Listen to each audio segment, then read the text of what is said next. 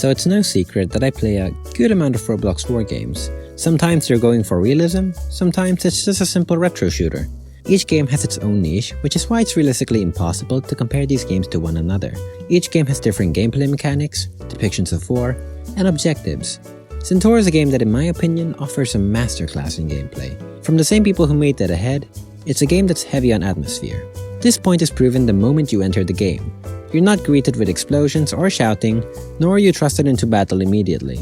Instead, you're met with a quiet menu screen.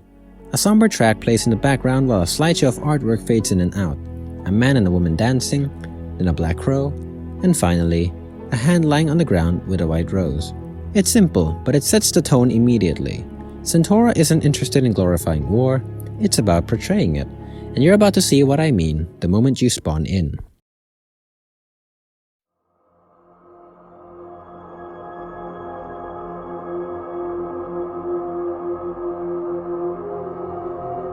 Once you pick a class and load into the game, CENTAURA wastes no time showing what kind of experience it wants to be. The visuals are muted, you don't even have to see what's happening to know where you are. All you have to do is hear it.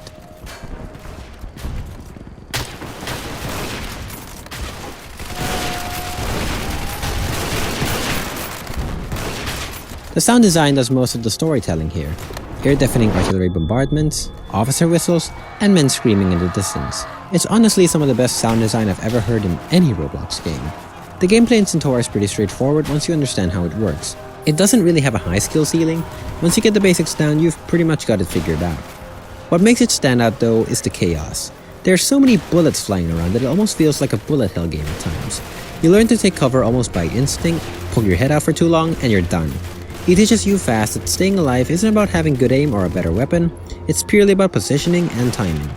On an average server, each match has about 20 to 30 players on both teams, and with instant respawning, the battlefield never really slows down. The moment one wave falls, another takes its place almost instantly. It keeps the pressure constant, so there's never a quiet moment once the fighting starts. But each match isn't just random chaos, there's structure. Every individual map has a clear objective that both sides are fighting over, whether it's capturing the enemy trench, capturing a point, or just plain old team deathmatch. But the way those objectives play out feel completely different depending on the map. That's really where CENTAURA shines. The design of each battlefield gives the same basic gameplay loop a totally different mood. Some maps are wide and open, where peeking for more than a second can get you killed. Others trap you in narrow trenches or ruined towns, where every corner you push is another risk of death. And because of that, CENTAURA has a lot of replayability. Every map comes with its own mechanics and quirks that change how you and your team have to play. Maybe it's leaving a patch of dynamite on the road to blow up enemy tanks, or maybe it's waiting for an artillery barrage to wear down the enemy team, then charging in while they respawn. You can approach each one with a different strategy, and it always feels fresh depending on who you're fighting with. Communication between teams definitely helps. Even though it doesn't happen that often in public matches, when teams do start calling up positions or pushing together, you can really feel how much smoother the game flows. It's also not the kind of game where trash talk makes sense, because it's really rare for one side to completely dominate the opposing team. Most of the time, both teams are just barely hanging on, trading ground inch by inch.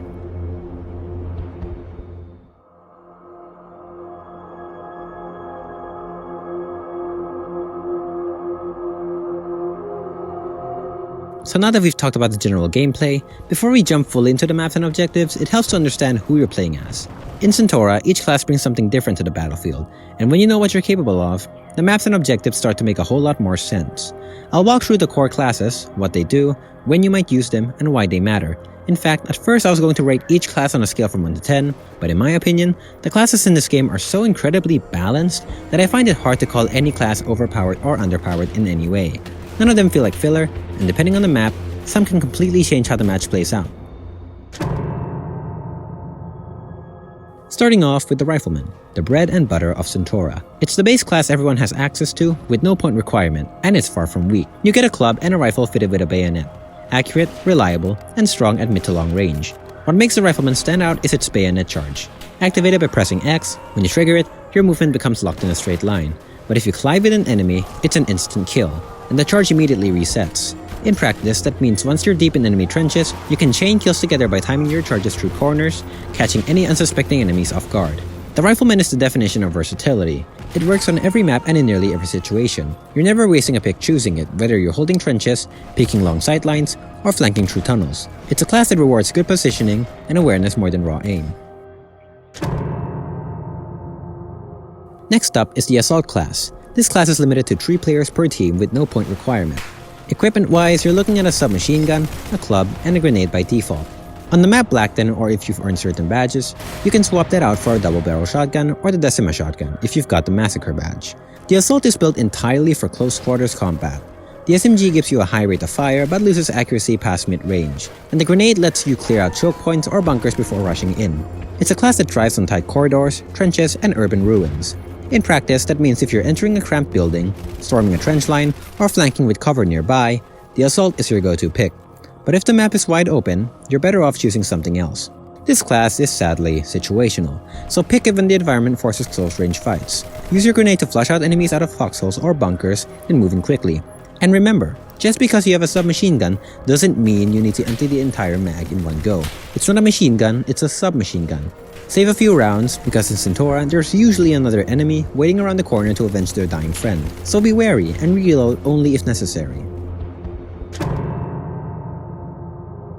Next up is the Grenadier class. This class is limited to 5 players per team with no point requirement. This class is built for pure disruption and area control. When the fighting is intense and enemies are using cover or clustered in trenches, the Grenadier shines.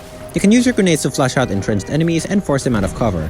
Now, while you can play it like a standard rifleman, you're really doing it a disservice unless you're actively using the grenades. Choose this class when the map features heavy defensive positions or choke points, for example, tight trenches, bunkers, or clustered objectives. If the map is wide open and enemies are spread out at long range, you might be better off picking something else because chances are your grenades aren't going to get that far. Most importantly, you're a Grenadier. Your grenades are your biggest asset, so use them smart. Like previously mentioned, a well-placed grenade can flip a fight by forcing the enemy out of cover or taking out a cluster of enemies. But if you just sit back and treat this like a rifleman class, you're missing the point. Next up is the Medic class. This class is limited to 3 players per team with no point requirement. The Medic comes equipped with a standard rifle, a club, and bandages. Bandages can be used to heal teammates, though not yourself, and medics have a personal passive healing of 2 hit points per second, meaning a medic can stay in a fight longer than a regular rifleman. On top of that, any teammate below 70 HP is highlighted for you in red, making it easy to see who needs help the most. The medic's purpose is simple: keep your team alive. It's not a flashy class, but it's one of the most important. When the fighting drags on and both sides are trading casualties in trenches or choke points, a single good medic can make the difference between holding the line or losing it entirely. When playing the medic, it's easy to forget your purpose: to heal your team. So if your teammates are still low on health, drop the rifle for a second and heal your team while they do the dirty work. You're far more valuable keeping others on their feet rather than going for kills. And sometimes there's just nothing you can do. If your teammate gets instantly wiped by artillery or a headshot, you can't save them. In that case, go nuts with your rifle.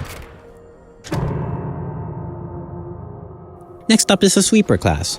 This class is limited to 3 players per team with no point requirement. The Sweeper comes equipped with a shotgun and a saber. Similar to the Assault class, it's a class that's all about close quarters combat. The shotgun can one-shot enemies at close range, but its effectiveness drops almost immediately beyond that. However, once again, like the Assault class, Sweepers are highly situational. Luckily, the Sweeper class is one of the few classes not available in every map, and the maps you can play them on are perfect for it, with tight corridors and corners. When using this class, keep your movement sharp and your angles tight. Stick to cover, use flanks, and let your shotgun do the talking. Next up is the Anti-Tank class. This class is limited to 2 players per team and requires 100 points to spawn. You're equipped with a club and an anti-tank rifle. As the name suggests, it's the only weapon in the game that can deal damage to armored vehicles. It deals 125 base damage, instantly vaporizing any enemy player regardless of where you hit them, and can penetrate 5 studs of cover. The core role of the anti-tank class is, you guessed it, to destroy enemy armored vehicles that show up in larger maps. In a match, it's recommended that the anti-tank class always be filled, regardless of if any tanks are present or not, due to its high damage but long reload shot, forcing you into a sort of sniper playstyle. Though your job isn't just wrecking player kills, rather it's targeting the tanks before they wipe out your team. But because the rifle has a pretty loud sound cue, a shot missed is detrimental. You'll often need to stay hidden, pick your shots, and stick with your team while you engage the vehicles. If your team is having trouble with enemy armored vehicles and no one has picked this class yet, do your team a favor and get rid of those pesky tanks. Next up is the Flametrooper class. This class is sadly limited to only 1 player per team, and requires 100 points to spawn. The Flametrooper comes equipped with nothing but a flamethrower. You don't even get a melee weapon. The Flamethrower can burn through infantry, and on rare occasions where you aren't targeted, like really rare occasions, can even damage armored vehicles at close range. This class is, in my opinion, the most situational class in the entire game, but also the most fun. It only works well in maps with trenches, tunnels, or tight corners where you can actually get close to the enemy. If you try using it on open maps, you'll be gunned down before the flames even reach their target. Using the flamethrower takes patience. Like, a lot of patience. There's a short delay before it starts firing, and once you're out of fuel, you'll have nothing to defend yourself with. So you have to make every burst count. Just a touch of fire will light an enemy up, and send them running in flames. There's no way to extinguish the flames, so it's a guaranteed kill. Conserve your flames and wait for the right opportunity to strike. Your flame particles can also go through walls. Though not damaging the enemy team, it can severely alert your presence. When you push forward, do it with your team. The Flametrooper works best when others are drawing fire and you can close the distance. Charging alone almost always ends badly, and try your best to refrain from turning your back to the enemy, because if your tank gets hit, it'll cause a huge explosion lighting all your allies around you on fire. Overall, the Flametrooper is a class built around timing and aggression. In the right situation, it can completely, and I mean completely, wipe out fortified positions or trenches, sometimes even winning games. There's nothing more scary than a Flametrooper hiding in your trenches, but like I said, it's a situational class with a lot of weaknesses and a lot of strengths, making it, in my opinion, probably the most fun class to play, which is a shame the class is always taken. Next up is the Officer class. This class is limited to 2 players per team and requires 50 points to spawn. You can think of the Officer as a sort of mid to close range version of the Rifleman. It comes equipped with a revolver, a saber, and a whistle. The revolver has a higher fire rate than the standard rifle, but is less accurate at range and has an awfully slower reload speed. The saber gives you a melee advantage with longer reach than a club, and the whistle is a utility item, which when used near a large group of teammates, triggers a battle cry with a visual and sound cue that grants soldiers nearby additional buffs, such as 20% damage resistance and complete immunity to enemy suppression for 10 seconds. Also, whistle effects stack, but rarely does that ever happen in real matches. The Officer's purpose is close combat disruption. The saber is especially useful in tight spaces, allowing you to shred through trenches with tight corners, and the revolver makes the Officer more aggressive than your standard Rifleman. Pick this class when the map features dense trenches and flanking routes. The whistle makes it especially effective in scenarios where multiple teammates are grouped and ready to charge together. That said, it's less effective if you're playing solo or in wide open sightline maps, where the revolver's weakness at range becomes a liability. And finally, we have the Mortarman. This class is limited to 2 players per team and requires a pretty high 250 points to spawn. You're equipped with a mortar and a club. The mortar fires airburst shells that descend from above, making it ideal for hitting enemies behind cover or inside trenches. The Mortarman's role is all about indirect fire support. You don't go charging into the front lines, instead, you stay behind the line, pick your spot, and rain down shells on choke points or clustered enemies. In no situation will you want to be even invisible to the enemy, because when firing the mortar, you're forced into a firing animation that disables your movement and locks you into place. The mortar also has increasing dispersion over distance, which means you need to set up fairly smartly to be effective, and also avoid direct encounters. Due to you having no actual guns, your best bet is to run away or face your enemy head-on with your melee weapon. Choose the Mortarman when the map features entrenched fights, heavy cover, or objectives that can be influenced behind lines. In short, if your team needs artillery suppression, someone to hit unseeable enemies behind cover, pick this class. But if the enemy team is scattered or constantly moving from place to place, you might be better off picking a different class. And that's all the classes in CENTAURA. Each one has its own niche, its own role to fill, and none of them feel out of place. Whether you're supporting your team as a medic, clearing trenches as a sweeper, or burning through defenses as a flametrooper, every class has a clear purpose. What makes the system so good is how balanced it is. There's no single class that dominates every match. The game rewards you for picking the right class for the right situation, not just sticking to one. Once you understand how each role works, you'll start noticing how they all fit together. The Rifleman holding the line, the medics keeping them alive, the Grenadiers breaking defenses, and the officers rallying the push. It's a simple system, but it works beautifully, no matter the player count. It's not like picking medic means you've guaranteed survival for everyone in your team. Every class contributes something meaningful, and when everyone does their part, CENTAURA's battles start to feel less like random chaos and more like an actual war.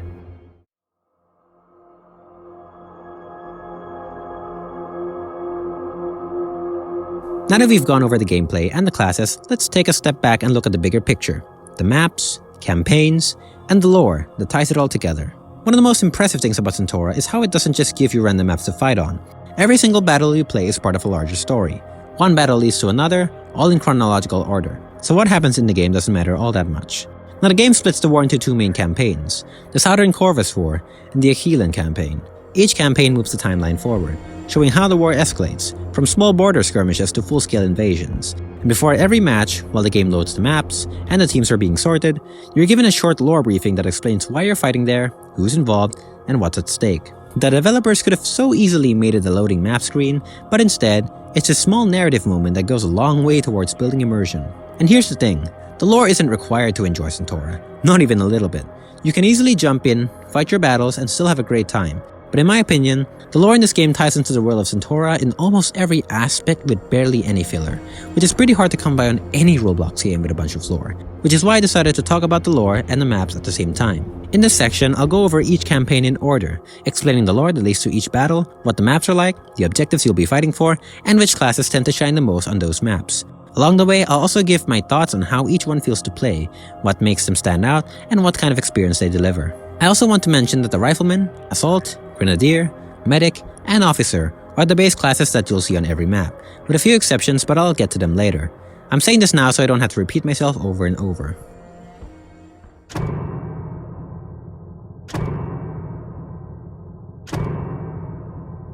The story of Centaura begins in the southern Corvus War, a conflict that sets the tone for everything that follows.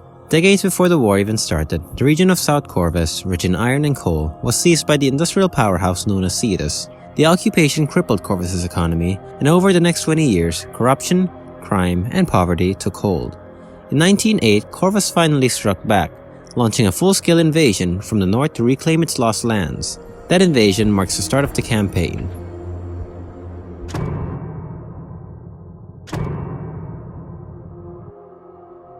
The first battle takes place in Blackton, a mining town near the northern border. Once a booming industrial center, it quickly becomes a war zone. Civilians flee as the Corvan forces push in with little warning, turning quiet streets into front lines. The map features a domination-style game mode with 3 capture points, with point A and B in the streets, and point C deep inside the mine shafts below.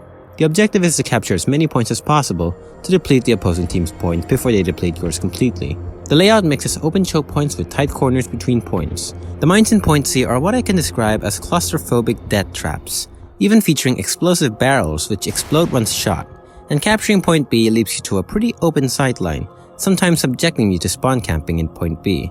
There are AI Corvan mortars that will fire upon point A and B, and there's also spawn protection for both sides with machine guns that will fire upon you should you get too close. This is probably my least favorite map. It definitely favors the aggressor more than the defender, due to points not really requiring much effort to take. Most of the time, your team can't be everywhere at once, so you usually have your team cramped up in one point completely, while the others are left undefended.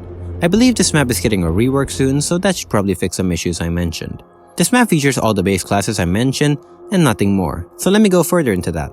This map is heavily centered around close quarters combat. Rarely ever will you be engaging the enemy in long ranges, so classes like the Assault and Officer really shine. The Rifleman, Medic, and Grenadier are also essential for both taking points and defending them.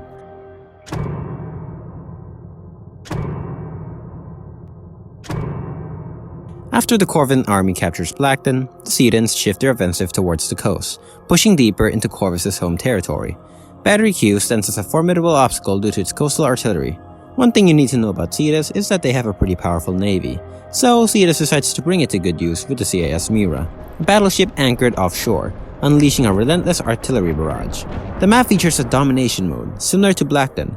However, the map has a more linear structure. Capture points are split between exposed shorelines and concrete bunkers atop hills. Pushing through the middle sector means exposing yourself to enemy fire from both sides and the unpredictable shelling from the Mira.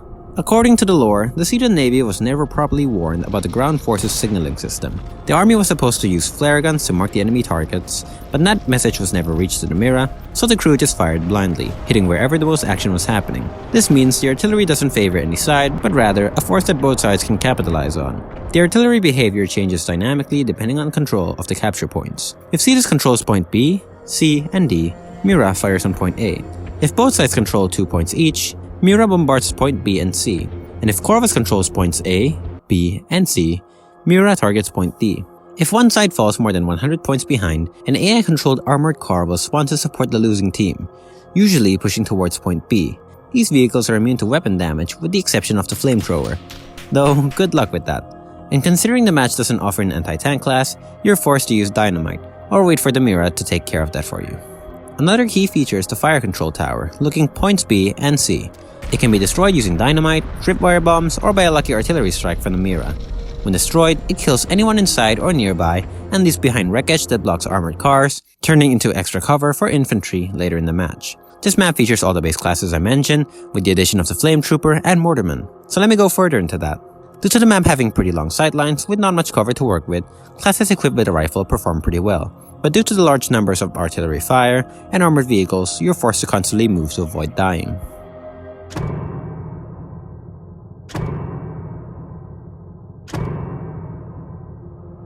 By 1910, the war had ground to a painful stalemate. The forces of southern Corvus and Cetus were locked in endless attrition. The Cetan army, though well-equipped, faced a manpower crisis because most of its troops were tied with its navy. Stranded on land and unable to advance, they dug in, building trench lines and bunkers.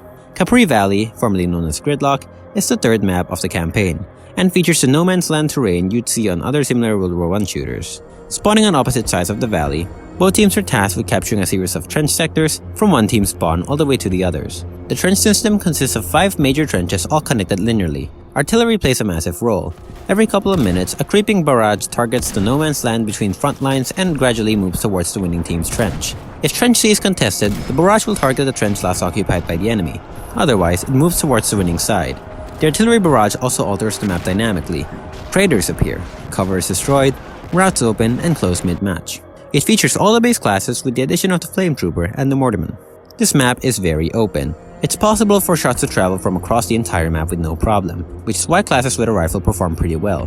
The Mortarman plays a pretty laid-back role. Players aren't clustered but also not that spread out. But by far the most powerful class here is the Flametrooper. Because of the way the trenches are laid out, enemy players are gonna have a hard time dealing with you.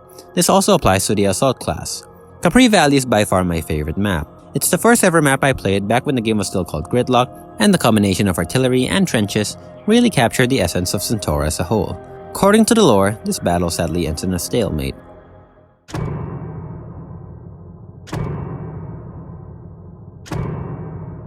After years of stalemate, the war takes a dark turn. The stalemates of 1910 prompt the southern Corvus front to resort to chemical warfare.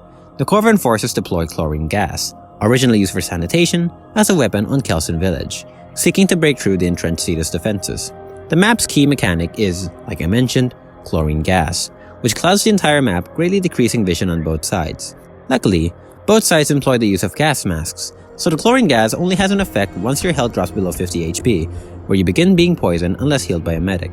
The map features a simple team deathmatch game mode, where both sides have lives which decrease each time a player dies. You win if the opposing side's lives reach 0. It features all the base classes and the Flametrooper.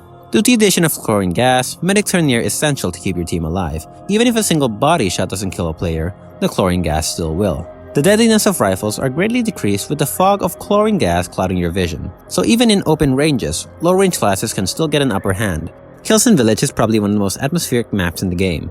All sounds made by the player are muffled due to the gas masks. It's probably the quietest map in the game, with no artillery whatsoever.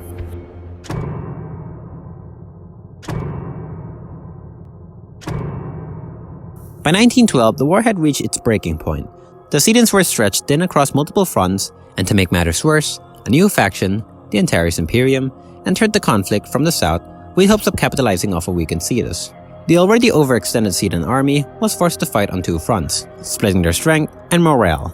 Mons Planus takes place across vast open farmland with almost no cover, just rolling fields dotted with hay bales, wooden fences, and the occasional barn. Like Capri Valley, the entire environment feels like one massive no man's land, but unlike Capri Valley, there's no central trench or focal point here. You either take the enemy's sector and advance or lose your own and fall back. There's no in between. The map runs on the frontline game mode, and because of the map's size and openness, matches here can drag on for an incredibly long time. The frontline constantly shifts, but progress is slow and punishing. Both teams are exposed at all times. The open design allows artillery to be devastatingly effective. Shells rain down almost constantly. 5 minutes into the match, the chaos escalates further when AI-controlled armored cars enter the battlefield. With no anti-tank class available in this map, you're left with very limited options. You either hope a stray artillery shell takes them out, or rely on a Flametrooper to get close enough to burn them, which almost never happens. 25 minutes in, and those armored cars are replaced with even bulkier tanks, which don't stop to shoot and stop at point B or C. Then will continue advancing to point A or D at the 35-minute mark to avoid a deadlock. Players can also interact with the environment in ways that change the flow of battle. By using dynamite or spark bomb, players can blow up the barn, triggering a massive fire that burns for about 8 to 10 minutes. The blaze lights up the structure, opening new gaps in the walls but making the upper floor nearly inaccessible. Any attempt to climb it will burn you alive. Eventually, the entire barn becomes impassable until the flames die down. When they finally do, the building remains charred and partially collapsed, opening new sidelines but reducing its value as cover. The cowshed can be destroyed too, using dynamite sets it ablaze, and as it burns, you can actually hear the cow screaming from inside. I never noticed it, but it's pretty disturbing. The structure burns for roughly the same amount of time, 8 to 10 minutes, before collapsing into ruins that players can pass through again once the flames subside. All the base classes appear here, along with the Flametrooper and the Mortarman. The Mortarman is particularly effective, whereas the other classes are forced to engage with the open field of no man's land. The Mortarman can provide indirect support from behind the front line, but still under threat of artillery bombardment. Classes with rifles dominate the open fields with their range, and being a medic sucks even more now, due to there being no time to heal anyone before artillery or a vehicle finishes the job. The Flametrooper and Assault can be useful when fighting through barns or small forest patches, but the open ground combat really puts them at a disadvantage. Mons Planus, in my opinion, stands out because you're usually less focused on kills and more on surviving. You spend more time crawling through dirt and dodging explosions than you do shooting. Though there are no checkpoints in no man's land, the barn and the cowshed usually act as the shelter for the advancing team, providing a good line of cover.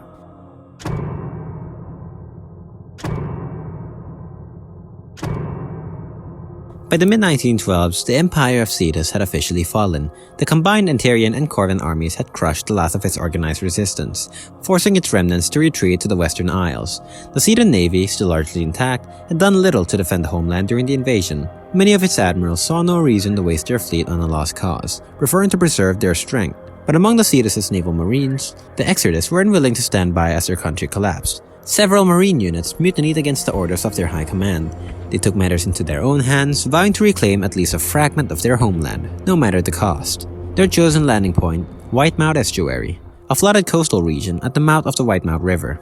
The map plays in breakthrough mode. The defending team must hold for a certain amount of time, while the attacking team must capture points to drain their points. If the attackers drain their score to 0, they secure the sector and they proceed on to the next sector of the map.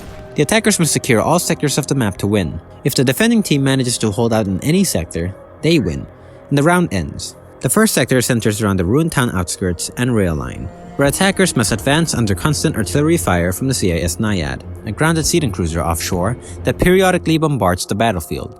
The second sector shifts to fight to the shallow river and 2 bridges, where sidelines span the entire bridge. The final sector is the bunker, which is what I can describe as a death trap, cycling between attackers and defenders while the artillery completely disintegrates everyone inside, regardless of what team they are in.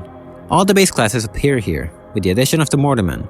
Classes with rifles are essential for both attacking and defending, and with the long sidelines, it might be harder to capitalize with a more offensive class like the Assault or the Officer.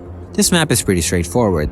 The first 2 sectors favor the attacking team a lot more than the defending team, but the final sector is a lot more harder due to the bunker never truly being fully captured before it's bombarded with endless artillery. Endless waves of players from both teams charge in hopes to take the point, only to have the artillery utterly decimate both teams. According to the lore, Cetus succeeds in taking Whitemouth Estuary, reclaiming it briefly from Antares and Corvus before losing it once again, thus completely nullifying any other attempt made by the Navy. Whitemouth Estuary marks the end of the Southern Corvus War. But you know it's not over, we still have 4 more maps to cover.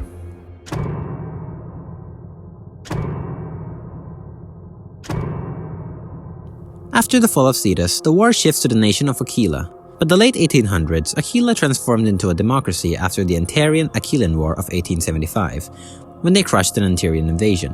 One of the officers who fought and lost in that war was Calvin Toa, the future emperor of Antares. Decades later, now with the addition of an occupied Cetus, Calvin is back for round 2.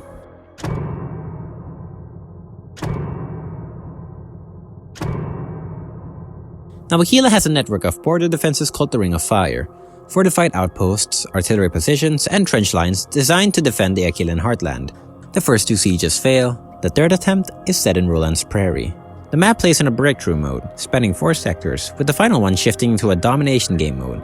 Antares takes the role of the attacker, tasked with breaching each defensive layer of the Ring of Fire. The first sector is a massive open field, with a few shell craters for cover. In my opinion, the first point is not really that hard.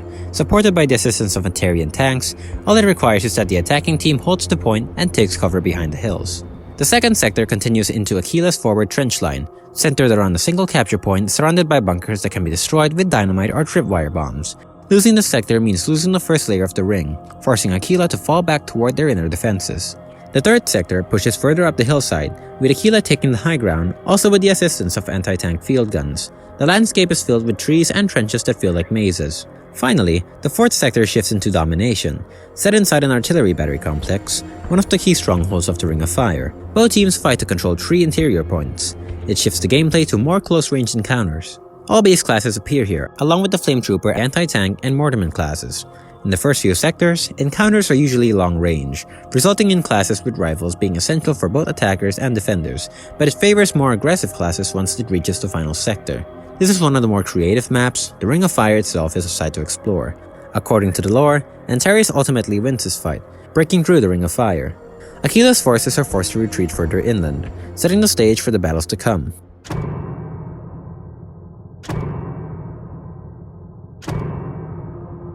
Now Antares is having a little bit of a problem advancing due to the dense woodlands of Aquila.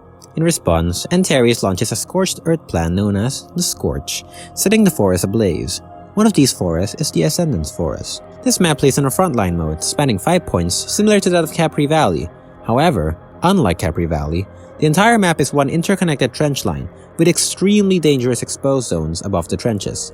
Almost all the fights between the players happen in the trenches, because on the top side, both Aquila and Antares have 4 machine guns, each positioned on opposite sides. Since the map is set at night, these guns can't shoot until a flare is periodically fired, illuminating most of the map. Once fired, all the machine guns will open fire on anyone caught above the trenches. Note that these machine guns have increased accuracy and range compared to the other maps, so don't even think of exposing yourself while it flares out.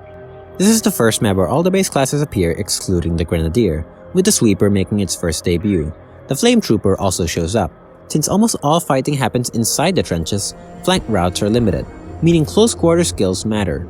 Classes like the Sweeper with their shotgun and saber, Flametrooper, Assault, and just about any offensive class gain some major advantage here. This map is probably the most chaotic. There's no artillery, but the points are positioned so close to each other that there's barely any middle ground between charging players. If you're playing on this map, regardless of what class you are, expect to die, more than once. It's really impossible to stay careful here, and taking points is usually the result of whichever team charged them together first. According to the lore, the Scorch proves to be effective, and the Antarians come out victorious.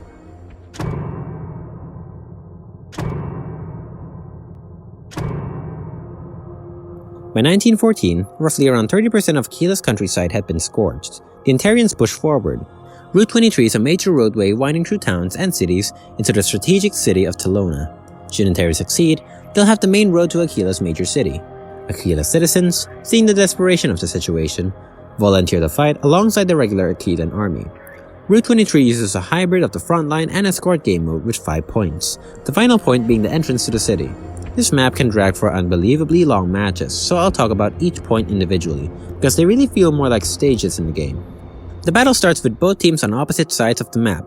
Antares takes point A, and Aquila usually takes point B. Antares has the assistance of armored cars that come in waves. Should one vehicle get destroyed, another will take its place. However, Antares only has a limited number of vehicles, which are displayed on the top of the screen.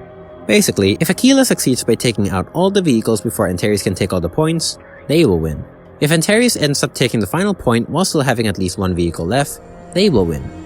There's also a third possible outcome, where Antares takes the C point but loses all vehicles, resulting in an Antarian Pyrrhic victory. I assume this is to break stalemate, since without vehicles, it's pretty hard for the attacking team to progress.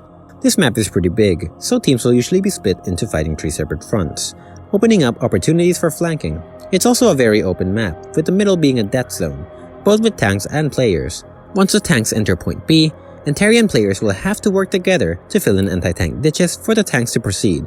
These ditches are wide open and are prone to enemy fire, so suppression fire while you fill in the ditches will definitely help. And if that wasn't already enough, in point C, there's a large earth berm blocking the road in front, so players will have to blow it up using dynamite for the tanks to continue. It's also the time where Aquilan tanks will finally start appearing, supporting the Aquilan team, and even firing at the Antarian tanks. And one final thing, there's landmines located in the forest which will blow up any unsuspecting player that's unfortunate to walk over one. They're pretty annoying, that's all I can really say. There's not an unbelievable amount, so it's fine. That's all the quirks of this map, so let me talk about the classes. This map features all the base classes, with the addition of the Mortarman and anti-tank class. Riflemen on the Aquilan team also contain irregulars, which will contain different rifles that don't contain bayonets and wield hatchets. These rifles are single-shot rifles with more accuracy than the standard rifle, so I understand their use cases. Let me talk about how the classes work. Classes with rifles will excel in almost every situation. Like I said, this map is big, usually containing 3 fronts, so having the advantage of shooting someone from across the map is a big upside. The more offensive classes are then forced to resort to flanking or surprise attacks from bushes, which work surprisingly well. However, the main driving point of this match is of course the tanks. This is the map where the anti-tank class is most useful. They're essential for Aquila winning the game, and are perfect for shooting down enemy players from long ranges.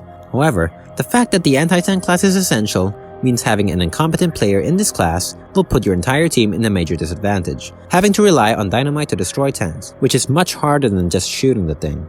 I like this map. I've played it on multiple occasions on both sides and I've never gotten bored.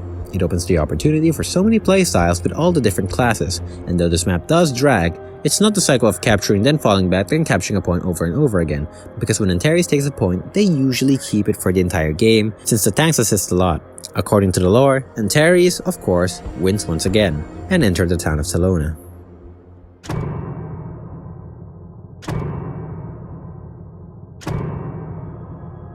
Now with control of the outskirts of Talona, Antares now has Aquila surrounded from south, east, and west.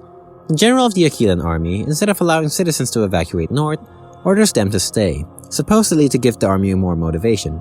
He even shoots one of his majors who disagrees to prove a point. Antares, on the other hand, realizing that citizens weren't evacuated, halts their artillery and begins their assault with caution, unintentionally preserving more lives than the Aquilan army. But now with the lore out of the way, let's talk about the map. Downtown Talona is the largest map in the campaign, boasting multiple fronts and a complex layout. It's Centaura's take on an urban battlefield. Ruined streets, bombed-out buildings, and even a whole subway system connecting multiple sectors. The scale and density make it unlike any other map in the game. The map runs the breakthrough game mode, similar to that of Whitemouth Estuary, and is split into 5 sectors, each advancing deeper into Talona. Sector 1 has 3 points, A and C in 2 collapsed buildings, and B in Altair Metro Station. Sector 2 has 2 points, A in Grant's Grocery, and B in Hamburgers. Aquilan heavy tanks will also begin to deploy to support the defenders. Sector 3 has 3 points, A on the far left, C on the right, and B in the central Aquilan military hospital around the perch. Sector 4 has 2 points in the alleys behind the perch, and Sector 5 has 1 single point in front of Talona City Hall. Being the sort of finale to the campaign, this map features all classes. Due to the sheer size and variety of the map spanning both close quarters and long-range combat, none of the classes are at a disadvantage if you play them as intended. The final point is probably the hardest to take. Similar to the final point of Whitemouth Estuary, both teams are constantly charging towards it with Mortarman from both sides targeting that specific point. By the end, of course, the Antarians triumph, and the Aquilans lose the war, bringing the end to the Aquilan Campaign.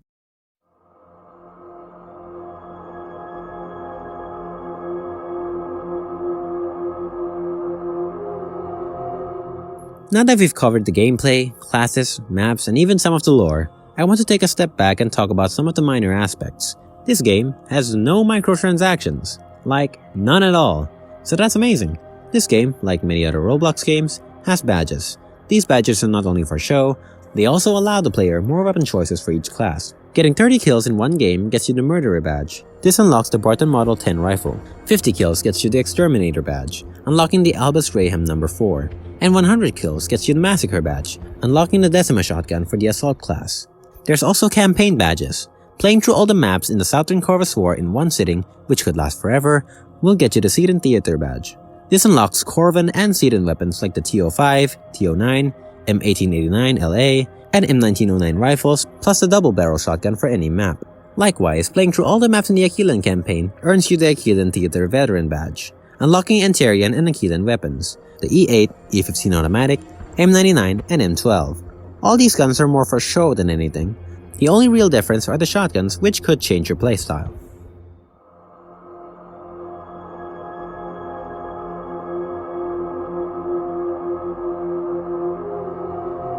Next up we have equipment, which can be bought with points that you earn in-game. Grenades cost 75 points and just give you an extra regular grenade. Smoke grenades cost 100 points, which once thrown will emit a white cloud of smoke, blurring the vision of both sides. Sadly, this doesn't work on vehicles, which is a bit of a lost opportunity, because I can see it as a way for Flametroopers to finally combat tanks effectively.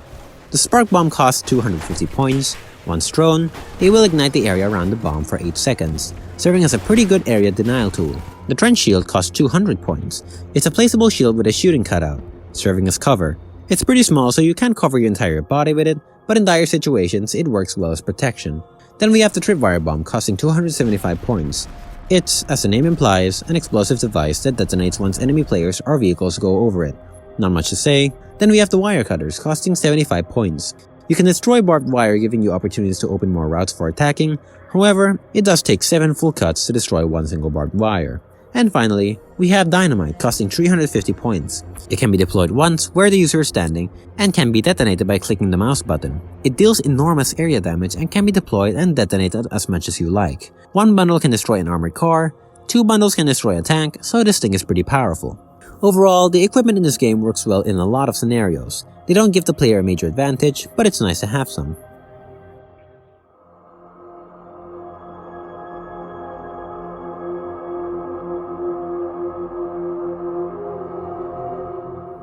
If I haven't mentioned it by now, this game has a leveling system. You earn experience points from each game and level up to different grades. These grades unlock you perks. Perks act as small passive bonuses that slightly enhance your gameplay. They're not game-breaking, they just give you a bit of an edge depending on your playstyle. Each one encourages a different way to approach a fight. These are pretty minor, so I'll go over them quickly. In grade 0, you have Untangler, which reduces barbed wire damage by 60%, Thick Skull, which lessens disorientation from explosions, Pain Tolerance, which reduces the blood overlay when you take damage, Charger, which increases bayonet charge duration and reduces its cooldown, and Sharpshooter, which increases zoom by 30% when aiming down sights. In grade 5, you have Lightweight, which makes you 10% faster and cuts your health by 15%, Focus, which reduces suppression effects by 60%, and Strong Arm, which increases grenade throw distance. In grade 10, you have Fight or Flight, which gives you 15% more movement speed when under 30 HP. Short Fuse, which shortens grenade fuse time by a second, and Efficient Healing, which makes medics always heal you to full health. In grade 15, you have Cautious, which keeps you from triggering tripwire bombs or landmines. Risk Taker, which cuts your health by 40% but doubles your point gain. Wiring Party, which makes you always spawn with wire cutters. In grade 20, you have Stopping Power, which slows down enemies you hit for a second. In grade 25, you have Hardened Core, which increases bullet penetration by 25%. Surplus, which gives you a free grenade every spawn, and Cool Head, which lets you use weapons while on fire, though you'll die faster. And finally, in grade 30, you have Berserker, which gives you 5% damage resistance per melee kill, up to 40%, and Up Armored, which gives you a helmet brow plate that can block one headshot and reduce mortar damage, though it might give you a concussion in the process. That's a lot of perks. They're pretty minor, but they reward players that have played the game for a significant amount of time.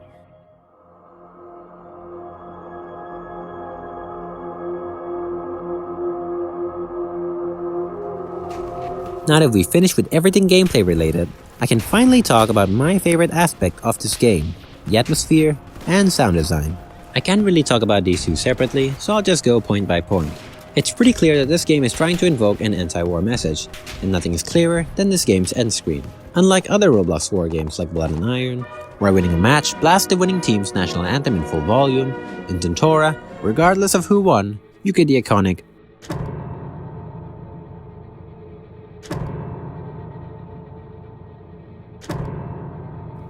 followed by a simple text screen showing which side won, how many players died in total, and the most popular quote in the game, "Only the dead have seen the end of war." Like I said throughout this video, the map design in this game is amazing. No vibrant colors whatsoever. The voice acting in this game is also amazing. The screams of charging soldiers, the cries from medics, the genuinely horrifying sounds of men burning inside tanks, even cows screaming as the cowshit burns. The artillery is deafening. Literally. I've glossed over it for the entire video, but basically, there's a feature where if you're close to a shell impact, it'll blur your vision and your hearing goes out for a few seconds. If you're really close and somehow survive, you'll stay deaf for the rest of the match until you die. It doesn't put you at a major disadvantage, but it sucks to play the game while the sound keeps ringing. There's a lot more that I truly cannot cover in this video alone, so if you're interested, play the game for yourself and you'll see what I mean. For now, that's all I have to say.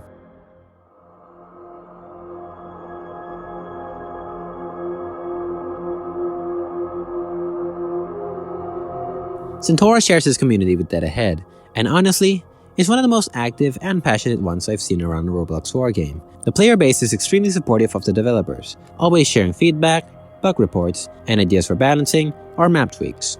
The game's Discord server is constantly alive, full of fan art and detailed breakdowns of lore. You can tell how much everyone cares about the world that's been built here. And I've gotta give a massive thanks to the CENTAURA wiki.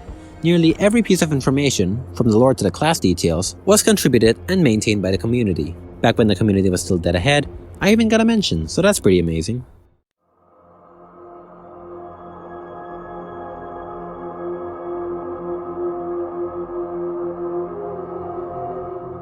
Now it'd be a shame to not mention this game's development.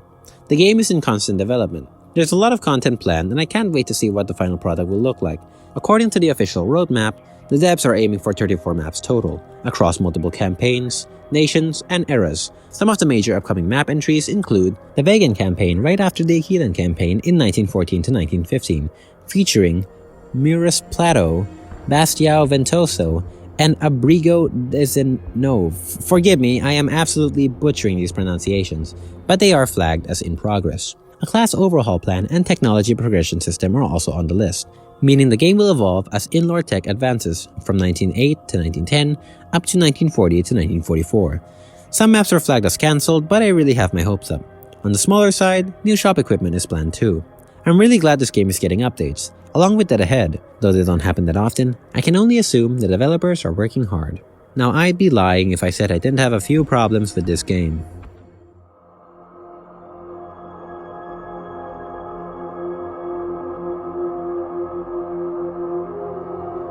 Now I know this section of the video is called problems, but I really just have 3.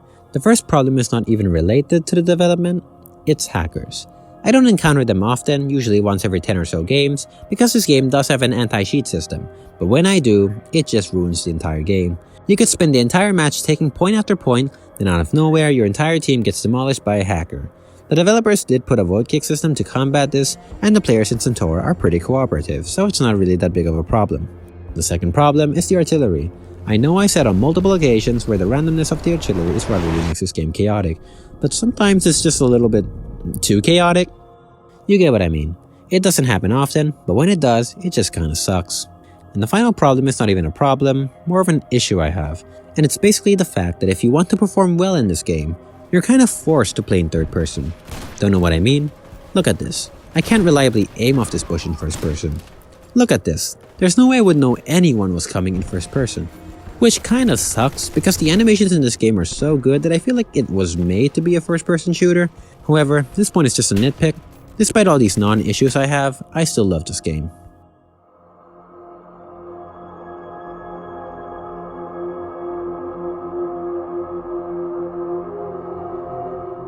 CENTAURA is just one of many Roblox games that caught my eye.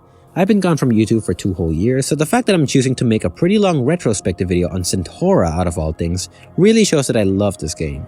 It's grim, it's grounded, and it's good at what it's trying to be. Everything from the washed out visuals to the haunting sound design and meticulous lore works together to make something that feels, well, real. The developers clearly care about their vision, and the community matches that passion tenfold. Even with its issues, none of that really takes away from how immersive it all feels. I was gonna say a lot more corny things, but you get what I mean. If you like games in this genre, give CENTAURA a try.